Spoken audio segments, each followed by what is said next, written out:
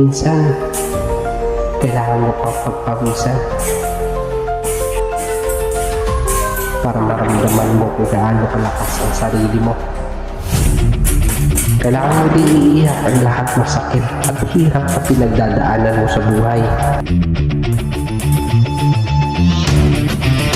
Huwag kang matakot magkamali. At mapagod kasi normal yan, kaibigan.